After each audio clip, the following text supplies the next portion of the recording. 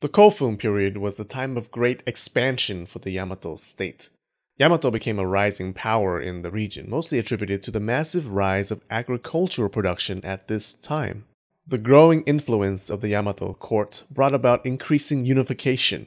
However, the Yamato rulers had a problem. You see, the Yamato state was less of a unified state and more of a confederation of many clans. There's an emperor at the top that theoretically oversaw it all, but these clans were powerful and controlled their own lands. Some clan leaders even had more de facto power in the court than the emperor. The Yamato rulers thought, what the hell, we're the boss here, we should be in control. And so the imperial family devised two strategies towards one goal: how to make ourselves more important. This would continue to be their objective in later periods. Firstly, they created the kabane system. Kabane were titles of nobility. The imperial family declared that it had the sole authority to bestow these titles to individuals.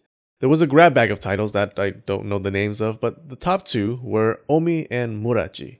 The title of Omi was given to male clan leaders who claimed direct descent from the mythical first emperor Jimmu. The title of Muraji was given to male clan leaders who claimed direct descent from really important kami. There wasn't exactly a scientific way to verify these claims, so instead of the titles granting power to people, it was the other way around initially. They went to people who already had power. Now, kabane were not just useless titles that came with no authority, like vice president. They had important consequences. You could only hold high government offices if you had a title. Some people were given the titles of Great Omi or Great Muraji. These people held the highest offices. The title holders became the aristocracy of Japan. It was a success. People really identified with their titles.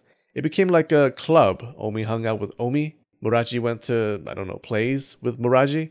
If an argument arose, you defended your Omi brothers against the dirty Muraji. These two groups had similar political power and they fought all the time in the Yamato court. One feature of these titles that made them so valuable? They were hereditary. If your dad was an Omi, you also became an Omi. For the lower ranked titles, it became a way of making sure your kid started on third base. Your daddy became your save point. For example, daddy works his whole life to get to rank 2. Little Timmy is born automatically loading up daddy's save point at rank 2, and now has a better chance of getting to rank 3. That's how games work, right? Well, unless you had the Sega Genesis back in the 90s, which couldn't save and you had to keep the damn game on for 5 hours. And if you died, that meant another 5 hours to get back to where you were. Yeah, I'm looking at you, ghouls and ghosts, with that music. The kabane system gave Yamato rulers a way to grant power that could last for generations. Even so, most historians agree that it was not that effective in bolstering the imperial family's authority, but it was a step towards that direction. A second thing the imperial family tried was they organized people into occupational groups called bei. These bei and the clans had a close relationship. Now, when we say clan, that's a translation of the original Japanese word uji. It's a pretty good translation, but a warning though, uji were different from the European notion of clans. European clans mostly had blood bonds. They were your relatives, your kin.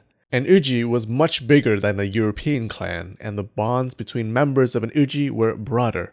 There were definitely bonds of blood, of course. You were born into an uji. But an uji also accepted outsiders, non-relatives. These were bonds of loyalty rather than blood. So each clan had a leader and worshipped a guardian kami. Unlike later, many clan leaders in this early stage were women. Uji were the basic political units at this time, similar to how the United States has 50 states.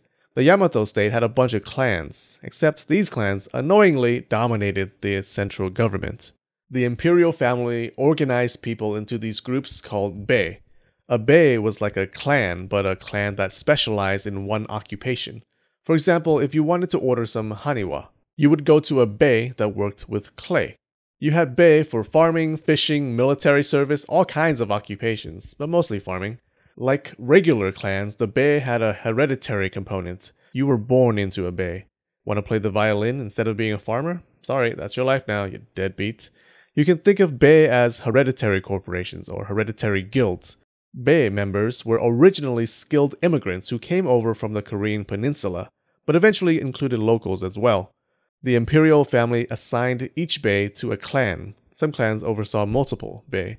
They charged each clan with providing an occupational function to the emperor.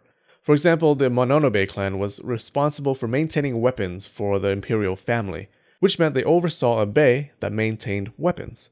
Each bei answered to both its overseeing clan and the emperor. This benefited the emperor greatly. They had bei all over the Yamato state.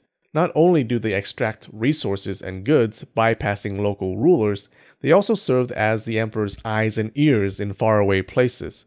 The emperor could get information that is not filtered through the mouths of the clans, and now that the emperor has a presence everywhere, it allowed the court to meddle in local affairs. These power consolidation strategies were limited in effectiveness, but they were a start. Over the next few periods, the power struggle would continue between the clans and the imperial family.